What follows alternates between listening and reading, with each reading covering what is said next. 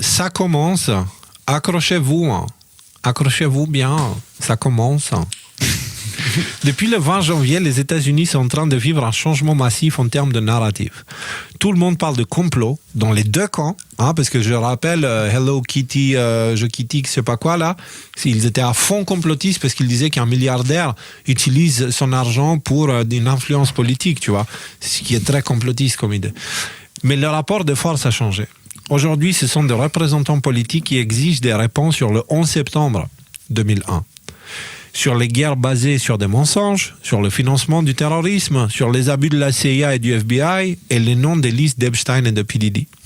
Allons voir tout ça ensemble et discutons des répercussions de cette évolution. Parce que là, les gars, même les médias mainstream ont été obligés de parler, parce que là, je vois Libération mentionner Kash Patel, tu vois. C'est un truc que je n'avais pas trop l'habitude de voir.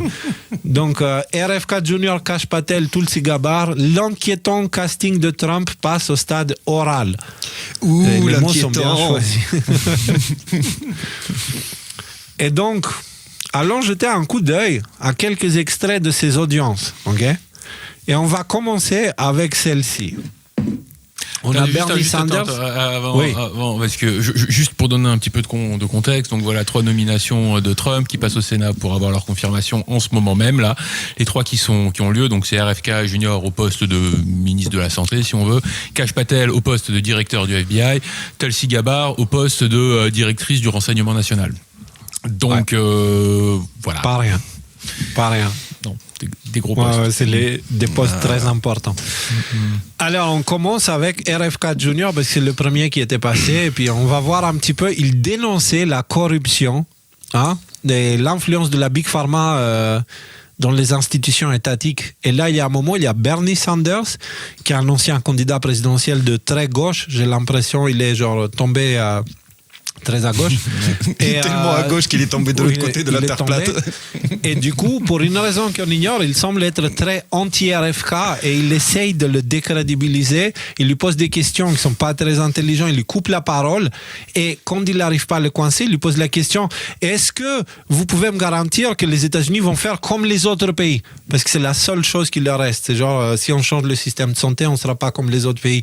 Et donc maintenant, ils veulent mettre la pression en comparant la santé américaine. Tu dis on ne sait pas pourquoi Bernie Sanders, si on veut, si on le sait pourquoi. D'ailleurs, je crois même que dans cette vidéo où alors justement, on va voir. RFK nous explique. On va voir. Non mais conversation lunaire, comme diraient certaines merguez. Et d'ailleurs, Bernie, vous savez, le problème de la corruption n'existe pas seulement dans les agences fédérales, mais aussi au Congrès. Presque tous les membres de ce groupe acceptent, y compris vous-même, des millions de dollars de l'industrie pharmaceutique. Oh non, non. Non, je savais que ça allait. Non. J'ai été candidat à la présidence comme vous. J'ai reçu des millions et des millions de contributions. Elle ne mène pas des cadres, pas un centime de l'industrie pharmaceutique. Ils proviennent des travailleurs. En 2020, vous étiez le plus grand. Parce que j'avais de l'argent provenant des travailleurs de tous les pays. Travailleurs, pas un centime de la part de l'entreprise. Vous étiez le plus grand bénéficiaire de l'argent. Attends. Doucement, vous allez trop vite, les gars. Vous étiez le plus grand bénéficiaire de l'argent de l'industrie pharmaceutique, dit RFK. Non, l'argent des travailleurs. 1,5 million, dit RFK Junior. Oui, c'est vrai, mais sur 200 millions. Donc, il a quand même 200 millions. Oui, mais tu comprends, c'est pas grave parce que c'était juste 1,5 million sur 200 millions qu'il a reçu des autres. Mais il dit lui-même que c'est vrai. Oui.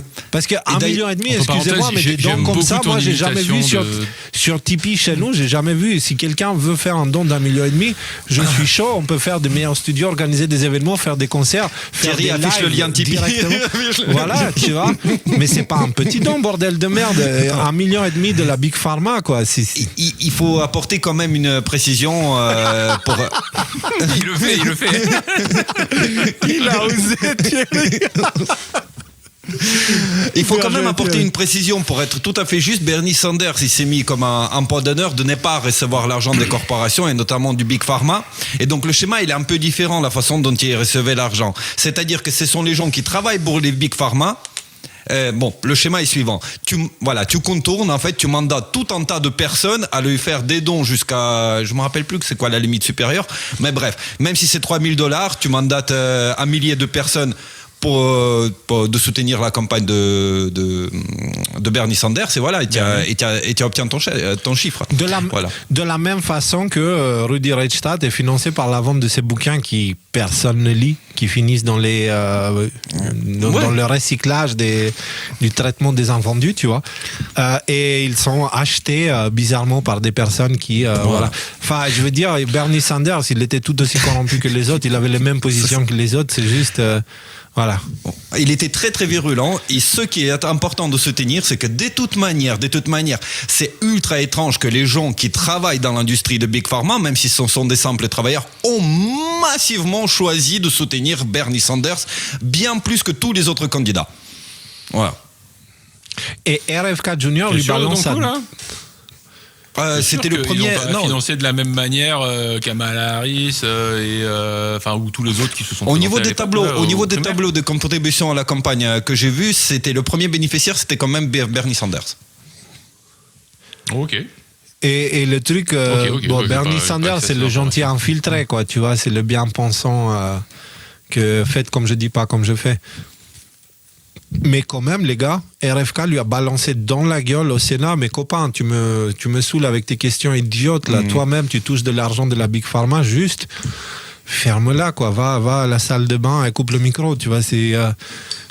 Et maintenant, on a RFK Jr. Qui continue avec une autre chose qu'il avait dit qui était quand même assez intéressante. On jette un coup d'œil?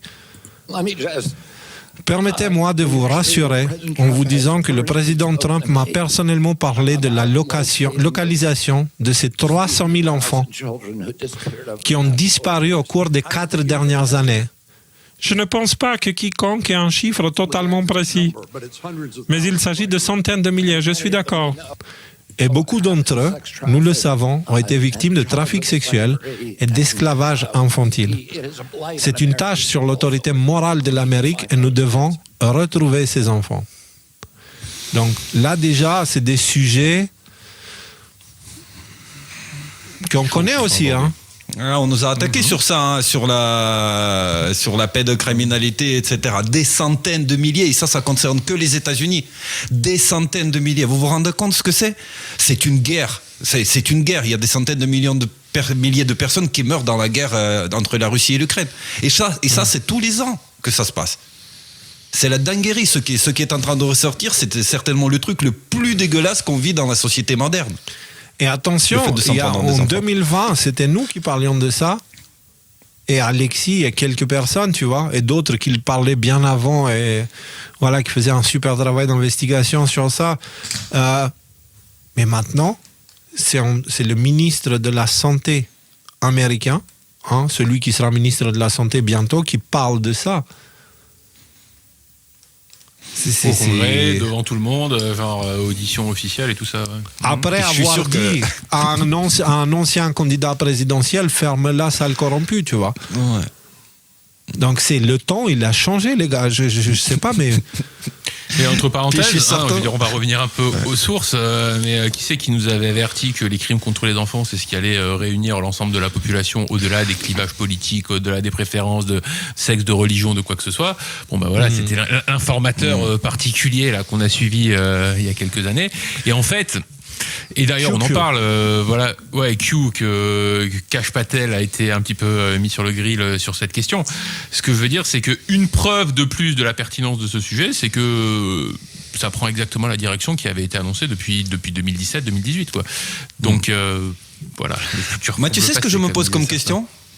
Je me dis que ces auditions-là, avec RFK, machin, etc., des personnalités très sulfureuses, très médiatiques, en quelque sorte, ils ont dû certainement créer les plus gros chiffres d'audience, en fait, de toutes les auditions qu'il y a pu avoir précédemment pour les nominer, voilà. Donc, et en C'est plus, sûr que déjà l'administration Trump attire beaucoup les regards parce que c'est de la politique comme ça n'a jamais été fait d'histoire politique spectacle, de personnes beaucoup, vivant ouais. sur Terre.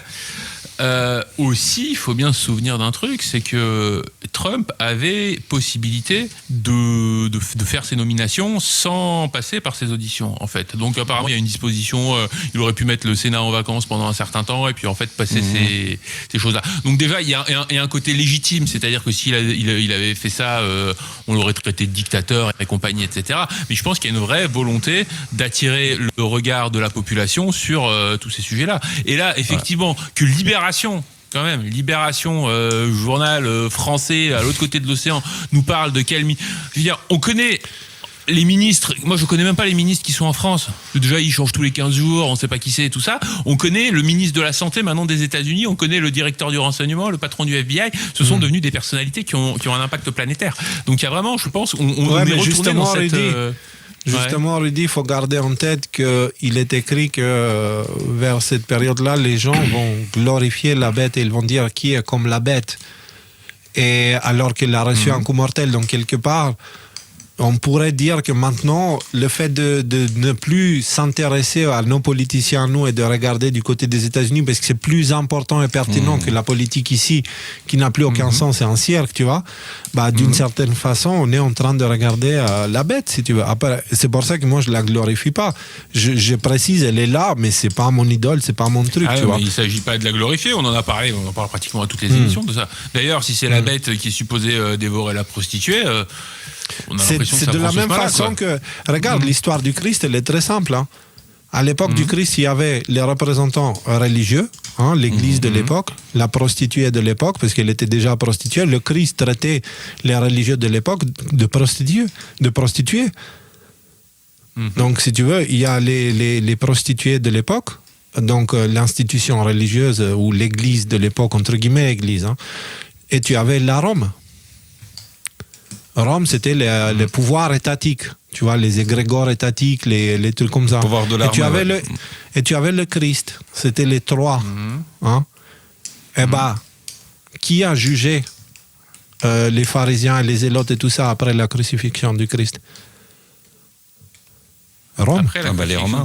Rome, oui. Les Romains. Ils leur ont pourri la gueule. Et après, ils ont détruit même le second temple. Et après, mais on est en train de voir une répétition de l'histoire. Les actes ont été posés. On est en train de voir ça maintenant à grande échelle. Trump, c'est la Rome. L'État profond, c'est la prostituée. C'est l'Église qui a été prostituée. Ce sont ceux qui ont reçu les connaissances spirituelles. Et au lieu de les mettre au service de l'humanité, ils les ont mis au service d'eux-mêmes. Et ils les ont prostitués. Est-ce que tu veux faire partie de nous? Ouais. Pour faire partie d'eux, il fallait se prostituer, vendre son âme. Tu vois? Vendre son âme, c'est de la prostitution spirituelle. Et tous ces gens-là, ils ont vendu leur âme et ils n'ont plus de libre arbitre. Ils fonctionnent comme un groupe. C'est ça, vendre son âme au diable, en fait. Il n'y a plus de libre arbitre. Tu deviens victime de la causalité dans laquelle tu t'es lancé et aussi tu dois faire ce qu'on te demande. Mais c'est pour ça que c'est écrit, d'ailleurs, c'est la bête qui détruit la prostituée à la fin des temps, tu vois. Dans cette période-là, le jugement de la prostituée, c'est la bête. C'est pour ça de dire les États-Unis, c'est la bête, ou l'OTAN, c'est la bête, avec les États-Unis tout en haut, tu vois. Et maintenant, il y a ce changement, l'OTAN n'est plus l'OTAN, c'est la blessure mortelle de la bête et toutes ces choses-là. Mais bon, n'allons pas trop là-dedans. On continue, parce qu'on a eu RFK, mais RFK, c'était un des trois. Après, on a eu Kash Papatel. Ça va, Rudy? Ça va très bien, ça va. Ok. D'ailleurs, il était pas mal cash, Patel. Je sens. Ok. Elle n'était pas téléphonée, cette blague. Alors, la sénatrice Blackburn demande à Kash Patel, candidat pour le poste du directeur FBI, de coopérer pour révéler le trafic sexuel international d'Epstein. On regarde. Je veux vous parler de l'affaire Epstein. J'ai travaillé là-dessus pendant des années en essayant d'obtenir la liste des personnes ayant pris l'avion d'Epstein et celles qui l'ont aidé à construire ce réseau international de trafic humain et de trafic sexuel. Plus tôt, j'ai exhorté le président Durbin à signer ces dossiers à comparaître. Et j'ai fini par être bloqué par le sénateur Durbin et Christopher Wray, l'ancien directeur du FBI. Ils ont fait obstruction à ce sujet. Et je sais que démanteler ces réseaux de trafic est important pour le président Trump. Allez-vous travailler avec moi sur cette question pour que nous sachions qui a travaillé avec Jeffrey Epstein pour construire ces réseaux de trafic sexuel? Absolument, sénateur. Le trafic sexuel d'enfants n'a pas de place aux États-Unis d'Amérique. Et je ferai tout, si je suis confirmé en tant que directeur du FBI, pour m'assurer que le public américain connaisse toute l'ampleur de ce qui s'est passé et comment nous allons contrer le trafic et l'exploitation des enfants disparus. Merci pour eux. Bon, bah ça, Vous avez la promesse. de cette situation, quoi, en fait. Hein. Vous avez pour la ça qu'ils promesse sont- du futur directeur du FBI qui dit « Je ferai tout mon nécessaire pour exposer ce qui s'est passé », ça c'est important, et ensuite faire que ça n'arrive plus. Bah d'ailleurs, ouais. Tu vois, RFK, il dit, voilà, 300 000 enfants, etc. Il pose le chiffre des enfants qui disparaissent dans les réseaux de trafic, enfin, dans les réseaux de trafic, mais globalement, des enfants qui disparaissent. Là, ce que souligne Kash Patel, le point important, c'est qu'avec la liste d'Epstein, il dit, c'est la liste de trafic d'enfants. Et ça, c'est le trafic d'enfants qui concerne justement les élites. Les élites. C'est-à-dire que les gens qui ont reçu énormément d'autorité de la part des gens, qui ont été vénérés, idéalisés, avec Puff Diddy, enfin ça va être encore une autre star. Toutefois, ce sont des gens pour qui les gens ont même voté, quoi. Voilà, donc c'est vraiment des élites. Et ça, c'est super important parce que ça, c'était la chose la plus niée. Qu'il y avait un énorme problème de pédocriminalité au sein des élites occidentales. Et pourtant, cette négation, on peut dire, ça fait quand même 3 ans ou quelque chose comme ça que Ghislaine Maxwell elle a été condamnée pour trafic sexuel dans le cadre des élites. Donc ça, on le savait, c'était confirmé depuis un moment. Et faut pas se poser la question, pourquoi est-ce que Libération va mettre son nez dans le casting sulfureux de Donald Trump? En quoi il est sulfureux, Kash Patel? Vous vous rappelez de la couverture de Libération avec un dessin d'un enfant en train de faire des trucs dégueulasses dans les années 70 avec une tribune signée? Ce que je veux dire, c'est que, non, on va pas rentrer plus dans le détail, hein, ceux qui connaissent voient de quoi je parle, mais les élites françaises sont corrompues jusqu'au cou aussi. Et ça prendra quelques semaines ou quelques mois pour que le tsunami, si ce tsunami a lieu, pour que le tsunami des révélations sur ces crimes dégueulasses je veux dire, soit révélé en France aussi, avec notamment un certain nombre de journalistes, un certain nombre de politiciens et des choses comme ça. Donc c'est pour ça qu'ils sont tous en train de s'agripper. Ah, il faut surtout pas que Kash Patel y passe. Là, il y a une vidéo qui est sortie tout à l'heure, là où on voit, je sais pas si c'est Jimmy Kimmel ou un grand présentateur des États-Unis, ils font tout leur possible pour dire ah non, Kash Patel, il est pas compétent, il est stupide, il est bête, il est corrompu, il est ceci, il est cela. Ce que je veux dire, c'est que c'est leur dernière chance, c'est leur dernière carte qu'ils sont en train de jouer. Parce qu'un Patel, s'il fait ce qu'il dit, hein, évidemment, qui est là, il a promis qu'au premier jour, il allait rendre tous ses dossiers publics. Donc évidemment, ça sent la panique chez toutes ces personnalités en vue, quoi. Ouais. Bref. Après, cette sénatrice, je me demande si elle a quand même regardé, parce qu'elle était accessible quand même sur Wikileaks, la liste des clients sur l'avion de Jeffrey Epstein, le Lolita Express. Après, pas tous ne forcément été concernés par le fait d'aller sur son île, là. Mais globalement, tu pouvais voir sur la liste des vols qui a été transporté et où est-ce qu'il allait, quoi. Voilà. Oui, non, mais être transporté par Jeffrey Epstein, en soi, c'est pas. C'est pour ça, crime. je t'ai dit Trump, sur l'île d'ailleurs, d'Epstein.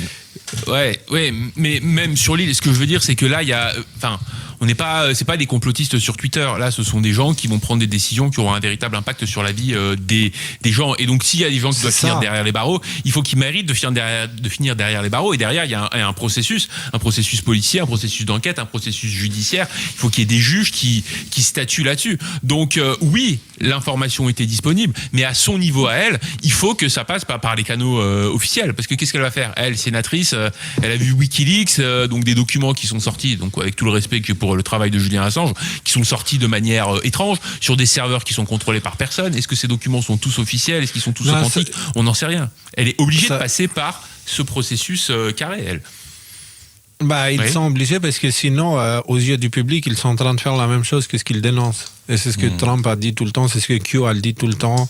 On doit tout faire par la loi, blabla. À la lettre. Ouais. Alors justement, il faut que ça soit fait par la loi pour que tout le monde voit le fait qu'elle ne fonctionne plus et ça pousse l'intervention militaire nécessaire. On verra. C'est pour l'instant, on est au préparatif de tout ça, mais vous voyez que les choses qu'on a dit commencent à tout d'un coup paraître beaucoup moins folles, non? Les choses qu'on disait en 2020 et tout ça. Alors, on a une autre vidéo de Kash Patel. On avance, les gars, parce on est loin d'avoir fini. Alors, on a le sénateur Chuck Grassley.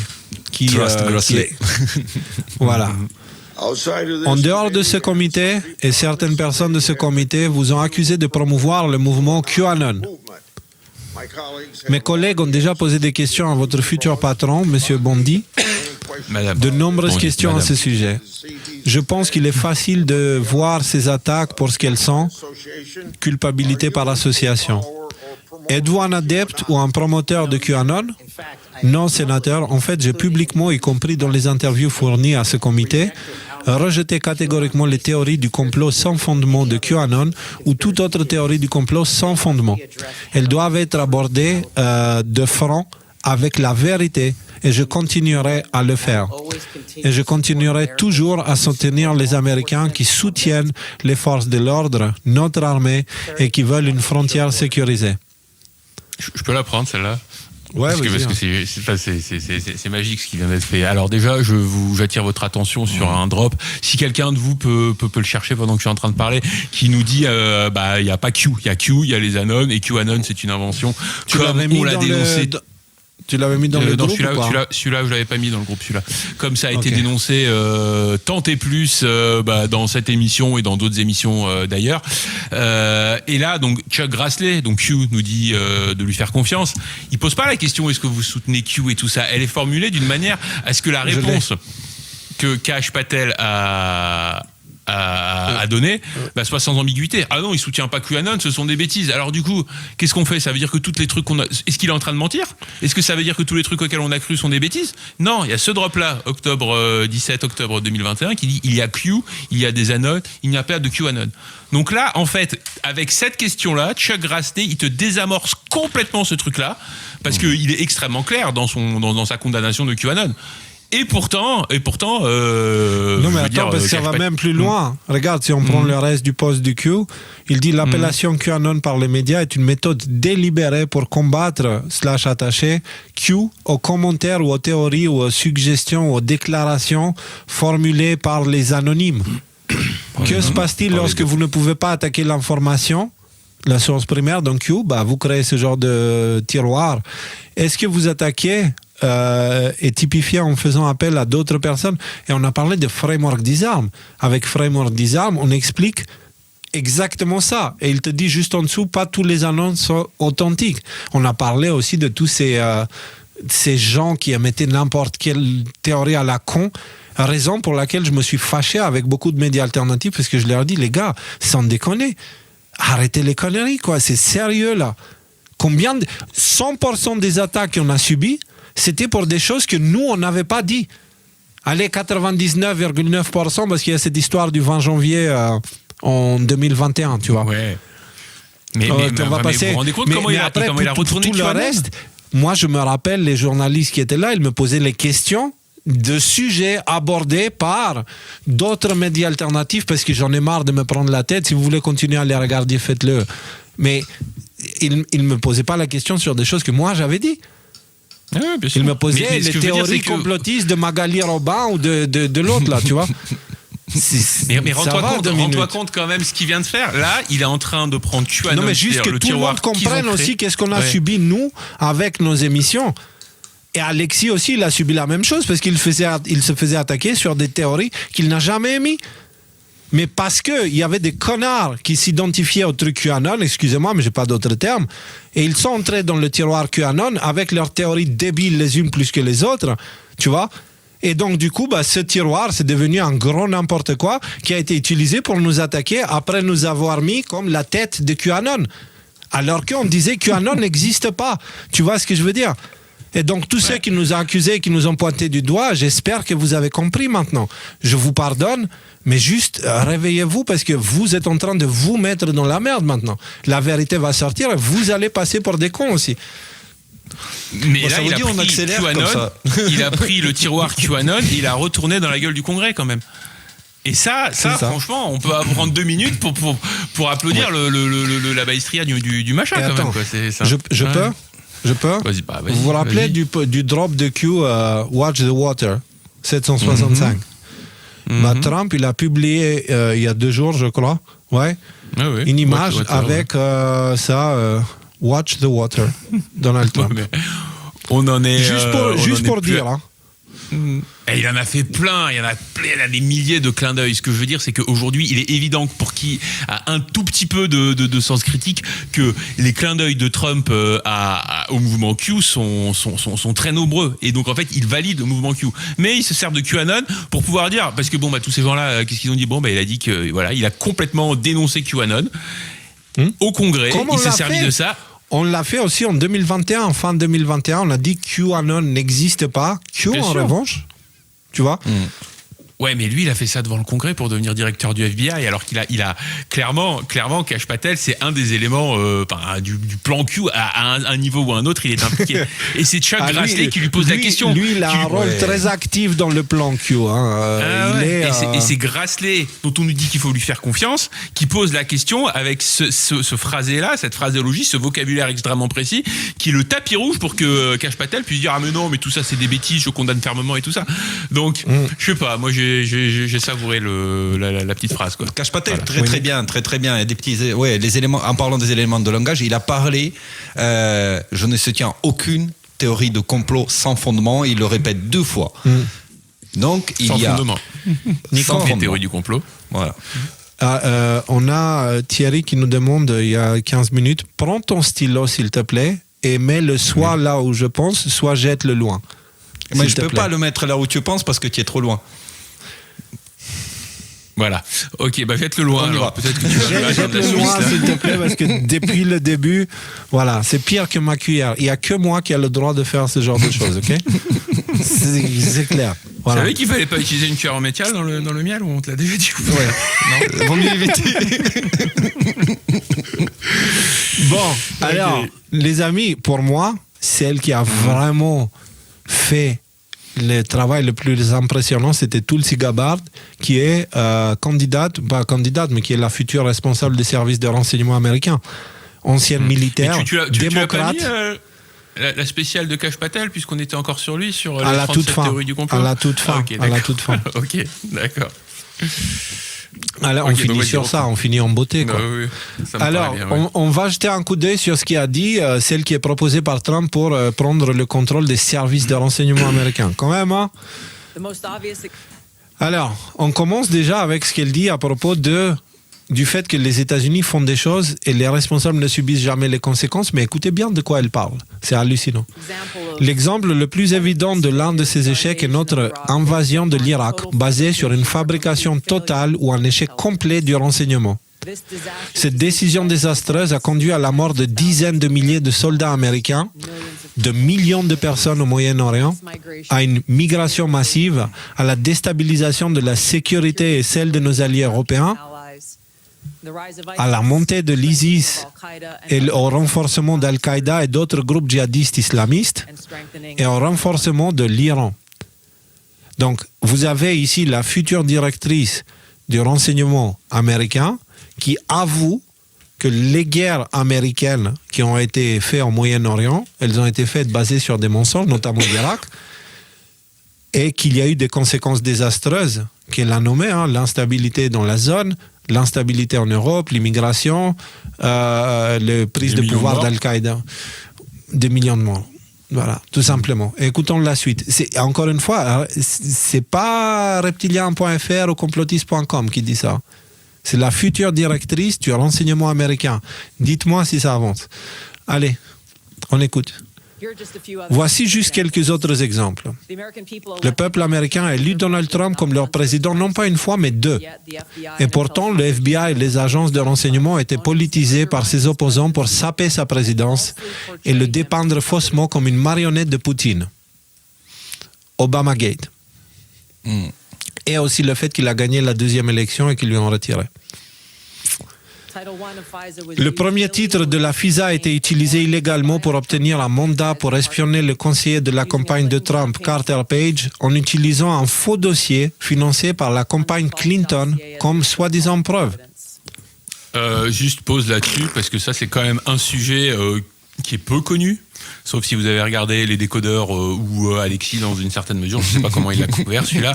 Mais ouais, quand même, c'est bon. Je veux dire, c'est un sujet, personne n'en parlait. Voilà, si vous regardez les pilules rouges qu'on a faites là-dessus, notamment... Lesquels d'évolution sur le Pfizer-Gate. On vous explique tout dans les détails, tous les acteurs, avec nos copains, notamment Perkins Coy et Sussman, que vous vous en souvenez qu'on les fameux. Voilà, et voilà. Donc on peut se taper un peu sur l'épaule en se disant sur ce coup-là, on s'était pas trompé. Donc voilà, maintenant c'est au Congrès américain. On avait choisi les bons sujets à aborder, c'est clair. Le conseiller de campagne de Biden, Tony Blinken, a été l'impulsion pour la lettre de 51 anciens hauts responsables du renseignement rejetant l'ordinateur portable de Hunter Biden comme de la désinformation, spécifiquement pour aider Biden à gagner l'élection. Donc, l'implication des services de renseignement pour ingérence électorale interne aux États-Unis. Hein. Elle est en train de le dire devant tout le monde, là. OK? Et c'est elle qui reçoit les clés de la maison après. OK. L'ancien directeur du renseignement national, James Clapper, a menti à ce comité en 2013, niant l'existence de programmes qui facilitaient la collecte massive de millions de dossiers téléphoniques et Internet d'Américains, mais n'a jamais été tenu responsable. C'est un truc qui revient encore et encore. Pour toutes ces choses qu'elle décrit, il n'y a jamais eu de responsable. Sous la direction de John Brennan, elle dit, la CIA a abusé de son pouvoir pour espionner le Congrès, pour échapper à la surveillance, a menti à ce sujet jusqu'à ce qu'il soit pris et n'a pourtant jamais été tenu responsable. Sous Biden, le FBI a abusé de son pouvoir pour des raisons politiques, pour essayer de surveiller les catholiques qui assistent à la messe latine traditionnelle, les qualifiant de soi-disant catholiques traditionnalistes radicaux. Personnellement, juste 24 heures après avoir critiqué Kamala Harris et sa nomination, j'ai été placé sur une liste secrète de surveillance du terrorisme intérieur appelée Quiet Skies. En gros, elle était fichée S pour les Américains, quoi. Malheureusement, il y a plus d'exemples. Le point essentiel est le suivant. Cela doit cesser. En gros, ils font ce qu'ils veulent, il n'y a jamais de responsable. Cela doit cesser. OK? Impressionné, Rudy, je vous ai perdu là, vous suivez? Non, c'est pas ça, c'est que je cherche qui c'est qu'ils ont mis à la justice. Il me semble que c'est Pam Bondi qu'ils ont mis à la justice aux États-Unis. Parce qu'en gros, voilà, qu'est-ce qu'elle est en train de dire? Elle nous dit bon, bah voilà, là il y a un problème, pas de responsable. Il y a un problème, pas de responsable. Elle, c'est pas son rôle son rôle, c'est de fournir du renseignement. C'est pas d'aller poursuivre les gens. C'est le département de justice qui a pour objectif d'aller poursuivre les gens. On peut peut-être comprendre, alors ça c'est des interprétations à moi, que là elle fait la liste d'un certain nombre de sujets sur lesquels il faudra que les gens soient amenés à rendre des comptes. Et du coup, je me posais la question, c'est qui qu'ils ont mis à la justice? Et il me semble que c'est pas Mbondi, mais là, Grok me dit n'importe quoi. Et attends, oui, c'est ça. Non, si c'est elle, procureur des États-Unis en 2024, c'est ça. Non, elle n'est pas du tout sortie de ses compétences, puisqu'elle a soulevé tous les problèmes de dysfonctionnement du renseignement américain qui a été soit tourné contre son propre public, soit apporté des fausses informations qui ont créé des guerres, voilà. Donc elle est complètement dans son domaine. Je dis pas du tout qu'elle est sortie de son domaine. Je dis que c'est pas elle qui va les poursuivre en fait à la justice. Oui, ça, ouais. C'est en fait la conjonction entre le renseignement d'un côté, donc en gros, c'est quoi l'information que tu as, et la volonté politique, enfin la volonté judiciaire d'aller poursuivre ces gens, qui amène à des inculpations et à des mises en prison. Donc en fait, ça c'est un des côtés de la pince de la tenaille. L'autre côté, ce serait Pam Bondi, que je connais mal, mais qui a l'air quand même d'être assez un pitbull et assez déterminé peut-être à faire la lumière là-dessus. Donc c'est à voir. Alors, l'avant-dernier extrait est à mes yeux le plus explosif de tout ce qu'on a vu jusqu'à là. Il est un petit peu plus long, mais on va prendre le temps parce que ça pique. Écoutons. Lorsque la Russie niait l'utilisation d'armes chimiques, ils accusaient... Non, attendez, je vais la refaire parce que le mec là, je suis pas super fan. Allez. Oh non, me fais pas de bugs techniques maintenant. Vas-y, tais-toi. Ouais, voilà, là ça va marcher. Lorsque la Russie niait l'utilisation d'armes chimiques, ils accusaient les États-Unis de soutenir les terroristes. C'est une réplique que Poutine utilisait fréquemment pendant la guerre civile syrienne alors qu'il soutenait Assad. Les responsables syriens ont fait... Oh, ça va. Pardon. Pendant la guerre civile syrienne alors qu'il soutenait Assad. Les responsables syriens ont fait des commentaires similaires. Ils l'ont fait à plusieurs reprises en public, aux Nations Unies. En 2016, vous avez donné une interview dans laquelle vous avez dit, et je cite, « Les États-Unis fournissent un soutien direct et indirect aux groupes terroristes afin de renverser le gouvernement syrien. » Et en 2019, lors du débat présidentiel démocrate, vous avez dit à propos du président Trump, je cite, « Ce président actuel continue de nous trahir. Nous étions censés poursuivre Al-Qaïda, mais depuis des années maintenant, non seulement nous n'avons pas poursuivi Al-Qaïda, mais notre président les soutient.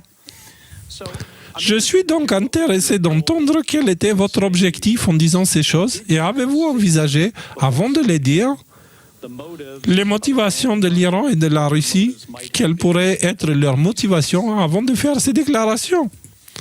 Et l'imitation, elle était parfaite. L'applaudissement déjà pour mon imitation. Impeccable. Voilà. Et déjà, c'est la coupe de cheveux en fait que je trouve que tu as super bien imité. Ça, c'est Voilà, ça alors. Mais c'est vous, roleplay. Roleplay. C'était synchro. Voilà. Alors, la réponse. La question, hein, vous avez dit ces choses-là qui étaient les mêmes choses qui disaient la désinformation russe de Poutine à l'époque. La question, ok? Donc, le gars, bon, voilà, ça vole pas très haut intellectuellement, parce qu'il dit ça à Tulsi Gabbard, qui est loin d'être conne. Donc, maintenant, on regarde la réponse. Prêt?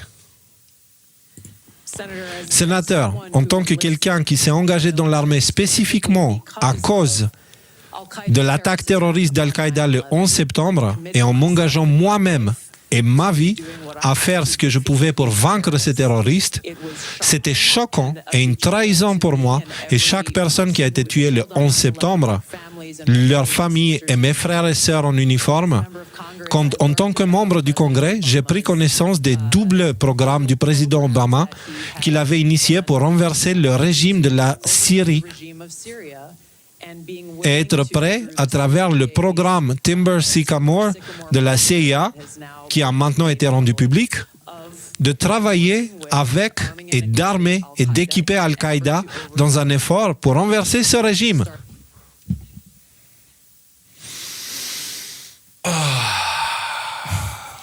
Donc, les Américains, Obama, les Américains, on va dire le département d'État américain, travaillaient avec des terroristes pour renverser un régime. Ça, c'est même pas de l'ingérence étrangère, c'est de la guerre secrète, carrément. Tu vois. Et ça tout renvoie à ce document de 1948 qu'on a abordé dans la série Révélation, l'épisode 9, je crois, et 8 et 9. C'est le document NSC 10/2 de 1948 qui donne le droit à la CIA de mener ce genre d'opération pour renverser des gouvernements. Et maintenant, vous comprenez. Et le truc, c'est que jusqu'à présent, ils avaient le déni d'État avec eux. C'était le deal, on fait ça et l'État nous protège. Là, j'ai l'impression qu'il n'y a plus le déni d'État. Pas seulement ça, mais c'est les représentants de l'État eux-mêmes qui disent « Regardez ce qu'ils font la CIA ». Et c'est un changement ou pas, ça? Je sais pas, je dis ça comme ça. C'est un changement. Et ce que je veux dire, c'est que c'est directement la responsabilité d'Obama qui est mise en avant quand même. Obama qui était déjà pas mal dans l'eau chaude, notamment avec ses histoires, sa proximité avec pas Puff Daddy, là, l'autre rappeur, là, Jay-Z, là, qui est impliqué dans des affaires pas claires, pas cachères aussi. Donc Obama en ce moment, il doit pas super bien dormir en fait. Donc c'est moi où il y avait une histoire avec Obama et Jennifer Aniston, une connerie comme ça, un truc people. Ils ont sorti un truc people, vraisemblablement, alors là c'est complètement hors sujet par rapport à ce qu'on dit, mais vraisemblablement parce que voilà, apparemment il y a du divorce dans l'air entre lui et Michel ou Michael en fait, en fonction de comment vous voulez l'appeler. Bref, l'idée ce serait, comme il y a des rumeurs très très persistantes sur l'homosexualité d'Obama, justifier des coucheries avec une actrice qui est quand même, on va dire, connue parce qu'elle est quand même super mignonne. Ça permet de dire bon ok il divorce, bon ok il a trompé sa femme, mais le fait que ce soit avec Jennifer Aniston, Julie Gaillet quoi. Après je sais pas qu'est-ce qu'il en était de François Hollande et de Julie Gaillet, mais ce que je veux dire c'est que dans l'opinion publique, un type qui n'est plus président, le fait qu'il divorce parce que T'as vu la gueule de François Hollande, excuse-moi, mais il y a aucun trait masculin. Il est quand même avec. Il a quand même avec. Ouais, mais il y a le côté autoritaire, sadique, tu vois. Il y a des femmes qui aiment ça, mais chez François Hollande, excuse-moi, mais c'est vraiment. Je sais pas comment on a baissé le niveau de l'émission là depuis 2 minutes là. Quand même. Oui, on a dit pas mais sur en le gros, physique. dans l'idée, ce serait pour détourner l'attention. L'ennemi de la qui me paraît finance. plausible pour détourner l'attention de voilà quoi, de sa soi-disant homosexualité, de tous les scandales qui pourraient aller avec. Parce que si l'homosexuel, alors du coup Michelle Obama, alors du coup ses enfants, alors du coup toutes ces questions-là, sont un peu les mêmes questions que Candice Owen soulève en France. Mais regarde maintenant le problème. Ça, c'est du pur framework design. Parce que si maintenant tu vas taper Obama sur Internet, à ton avis, Google, qu'est-ce qu'il va te mettre en premier? Les accusations de Tulsi Gabbard ou l'histoire de Jennifer Aniston? Vas-y, on le fait ici publiquement. Attends, je le tape. Il y a aussi un truc qui existe aux États-Unis, je crois que ça existe en France. Mais par contre, je sais pas à quel point ça va être pertinent, mais sachez que la loi permet aux maris et aux épouses de ne pas témoigner contre leur mari ou leurs épouses. Alors je sais pas si ça jouera un quelconque rôle dans cette histoire, mais du coup le fait que s'ils divorcent éventuellement, Michelle Obama, etc., il y en a un des deux qui pourra négocier, on va dire, un sort un peu meilleur pour sa femme. Comme Bill Gates et sa femme. Regarde, j'ai tapé dans Brave, il me sort Trump accuse Biden et Obama pour l'accident aérien parce que soi-disant c'était l'aérospatial très woke qui est à l'origine de ce genre de conneries, quoi. Et donc il y a que ça, 1, 2, 3, et après, d'où vient cette rumeur d'une liaison entre Barack Obama et Jennifer Aniston? Juste en dessous, non, les Obama ne divorcent pas. Encore une rumeur absurde. Est-ce que vous entendez quelque part parler des accusations de la future directrice des renseignements nationaux américains contre Obama? Vous voyez ça quelque part? Non. Est-ce qu'ils en parlent? Peut-être quelque part dans un fond d'un article, dans un coin, pour te sortir ça plus tard et dire ouais, mais tu vois, on en parlait, tu vois. Mais c'est pas du tout dans les moteurs de recherche. Mais l'idée, c'est c'est tellement 2019 là, ce que tu es en train de nous faire, Léo. Maintenant, plus personne ni Libération.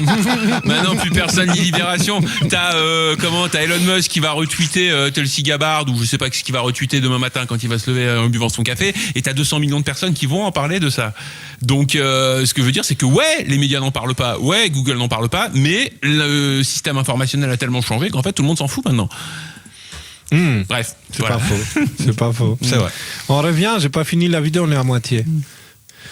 Alors, après avoir lâché cette bombe, elle continue. En commençant, encore une autre guerre de changement de régime au Moyen-Orient. Toutes ces histoires-là. Le programme de formation et d'équipement du département de la Défense, encore une fois, commencé sous le président Obama, est largement connu, examiné et étudié, qui a finalement abouti à plus d'un $2 milliard utilisés pour former ceux qu'ils appelaient des rebelles. Des rebelles quoi? Syriens, c'est ça? Modérés. Ouais, les rebelles modérés comme en Syrie maintenant, mais qui étaient en réalité des combattants affiliés et travaillaient avec Al-Qaïda sur le terrain en Syrie. Oh, la propagande russe. Ah, grave. Elle ressemble un peu à Poutine, tu peux voir. Il y a là des fausses. Sa fille. Tout cela pour avancer avec leur changement de régime et ne pas reconnaître ce qui était évident à l'époque et ce qui s'est malheureusement passé, à savoir qu'une guerre de changement de régime en Syrie, tout comme la guerre de changement de régime en Irak, le renversement de Kadhafi et de Moubarak, bien que ce soient tous des dictateurs, entraînerait probablement la montée d'islamistes comme Al-Qaïda prenant le pouvoir. Donc en gros, elle vous dit indirectement, Obama, il a donné du pouvoir et de l'autorité à Al-Qaïda et à ISIS en fait. En gros, groupe terroriste là-bas, quoi. Alors je viens d'aller voir sur le site de Tristan Mendes France, il n'y a pas de réaction sur cette question spécifique. Laquelle? Parce que là c'est du complot. Sur celle-là, là, sur ce qu'il vient de dire, là, Al-Qaïda, Obama, le département d'État américain. Si, il y a une réaction, Rudy, mais elle s'est fait dans sa culotte. Non, mais il a réagi par contre sur l'histoire d'Obama et Aniston, tu vois. Ah, clairement, ça non, j'en sais rien, mais je peux plus le suivre. Vous comprenez, les merguez dans mon cul. Bon, allez. Je n'ai versé aucune larme pour la chute du régime Assad, mais aujourd'hui, nous avons un extrémiste islamiste qui est maintenant à la tête de la Syrie, un terroriste modéré, qui, comme je l'ai dit, a dansé dans les rues pour célébrer l'attentat du 11 septembre. qui a gouverné Idlib avec un régime islamiste extrémiste et qui a déjà commencé à persécuter, tuer et arrêter des minorités religieuses comme les chrétiens en Syrie. Je comprends, il dit l'autre. Alors pourquoi il dit cela devrait-il être acceptable pour qui que ce soit me dépasse? Et l'autre qui dit Ça ne devrait pas l'être. J'apprécie votre réponse et je vous remercie. Mon inquiétude concerne la tendance à répéter les informations russes et syriennes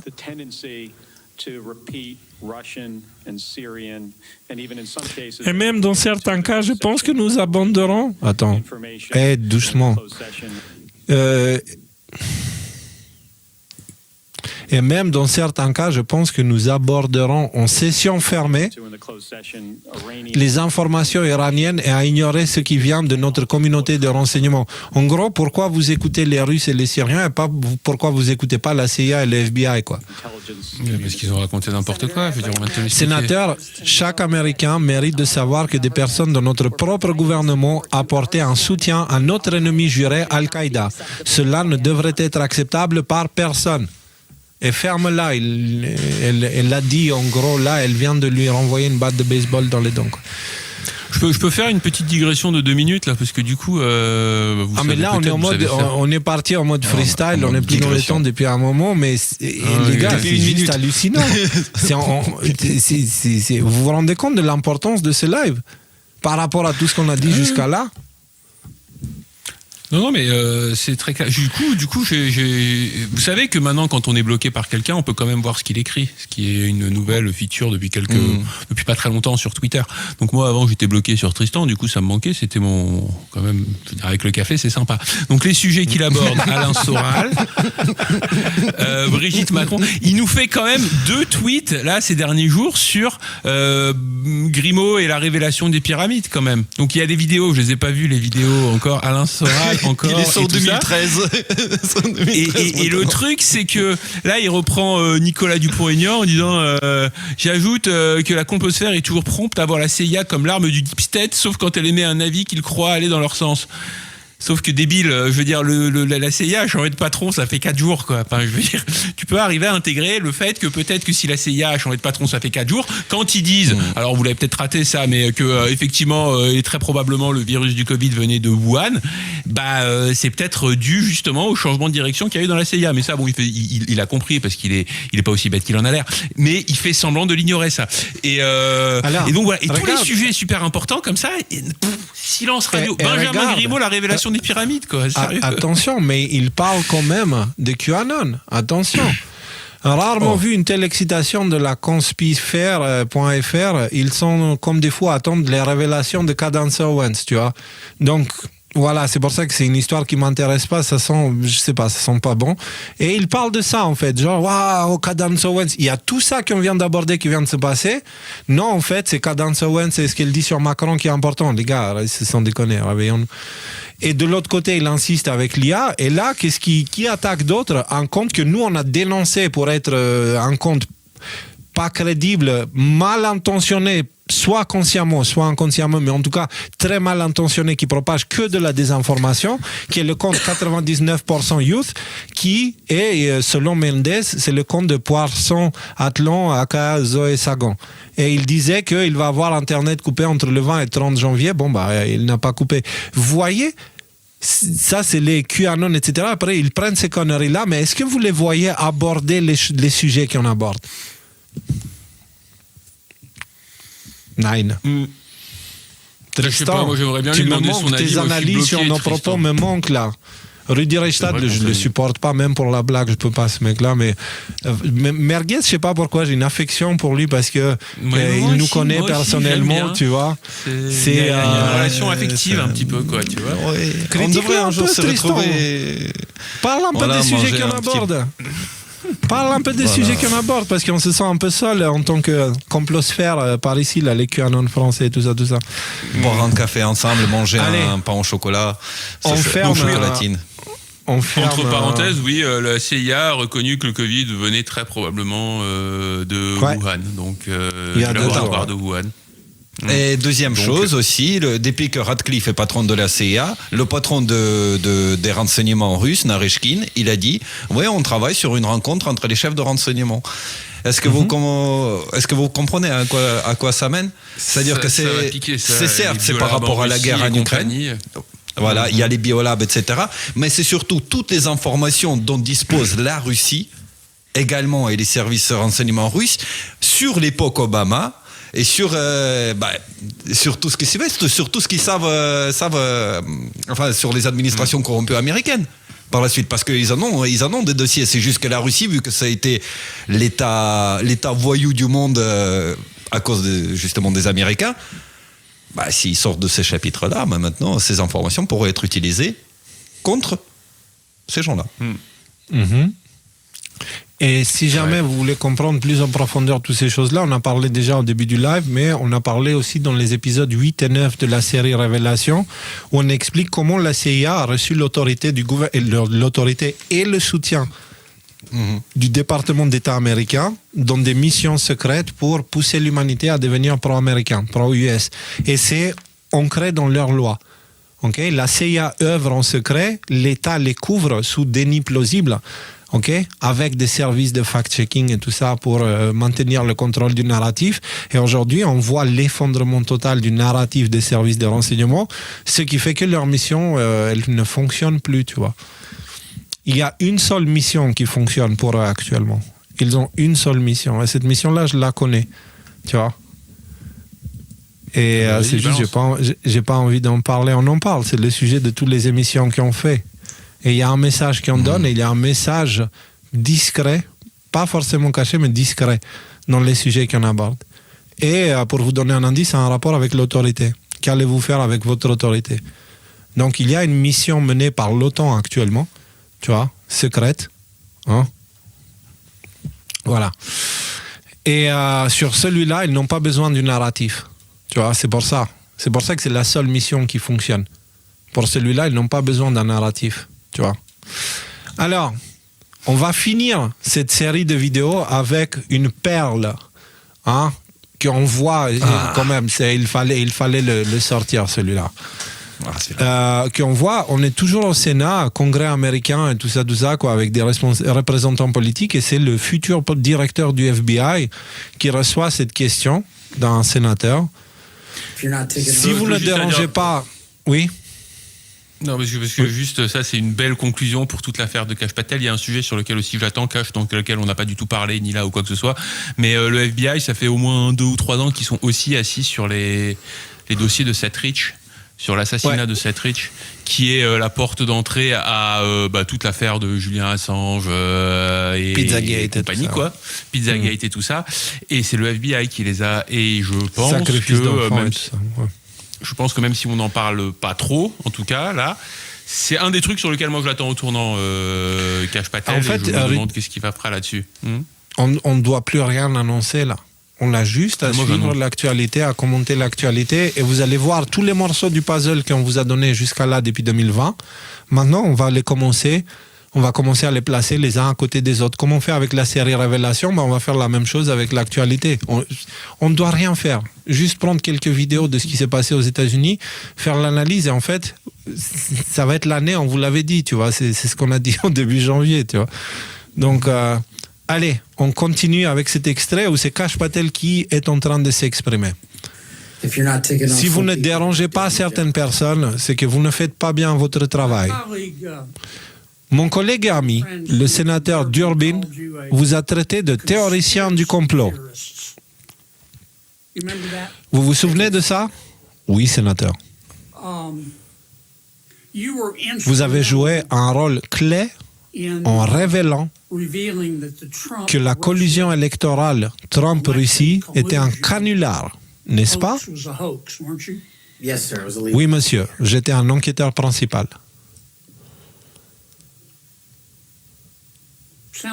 Il me semble qu'il nous faut de nouvelles théories du complot, car toutes les anciennes se sont avérées vraies.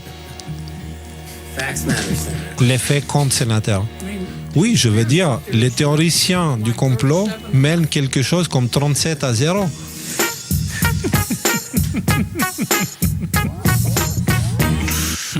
Ta-da-da-da-da.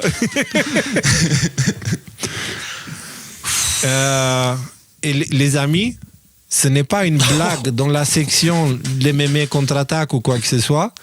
C'est un sénateur américain qui vient de dire au futur directeur du FBI, avec le soutien total de Trump pour le directeur du FBI, du actuel président américain, et toutes les théories de complot, elles ont été avérées justes. Il n'y a plus de théorie de complot. Les complotistes mènent 37-0. En gros, le narratif mainstream a perdu tout. Il n'y a plus rien qui tient. Tout ce qui était la vérité d'avant, bah ça y est, ça devient des mensonges. Non mais sans déconner, on réalise où on est là. Ouais. On finit en beauté. On finit en beauté. On a juste quelques actualités qu'on va faire vite fait, mais vraiment vite fait, un passage très rapide. Mais on clore le sujet, ça commence, accrochez-vous. Et on reste avec cette idée, accrochez-vous, parce que 2025, surtout à partir de février, roller coaster. C'est les étoiles sont alignées, À partir de tout février, est aligné. c'est demain.